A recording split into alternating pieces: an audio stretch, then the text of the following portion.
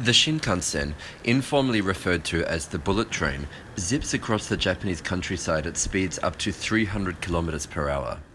The dedicated railway lines are often elevated and quite some distance from the adjacent cities, so aboard the train it doesn't feel as fast as you might imagine. Buying a ticket is easy. Simply look for the Shinkansen ticket counter in the station and join the queue.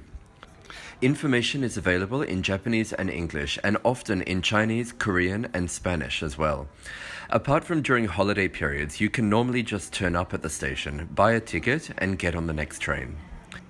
They're fairly frequent, often departing every 5 to 10 minutes or so. Once you have your ticket, simply head to the platform where your train departs from. Shinkansen depart from major stations in most cities. Ask at your hotel if you're not sure where the Shinkansen departs from in your city. Trains operate in different categories. For example, Nozomi or Kodama. These don't refer to the type of train, rather their stopping pattern and frequency. You'll be asked about which train you would like to take when you book your ticket. The ones that stop more often are cheaper, while Nozomi is the most expensive, stopping just once or twice between major cities. On the platform, the signs will indicate when your train is arriving. Board, stow your luggage at the end of the carriage or on the overhead racks, and away you go.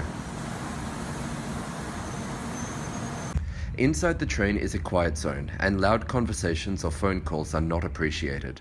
If you need to make a call, you can move to the end of the carriage. Trains are divided into economy class and first class. The main difference is the legroom and the width of the seats, but even in economy class, it's rather generous. There is also a basic snack and drink service on board the train. Quite simply, because of its ease of access and speed between cities, the Shinkansen is the best way to travel around Japan. And that's all from Urban Donia for this time. Thank you very much for watching, and don't forget to subscribe and tune in again next time.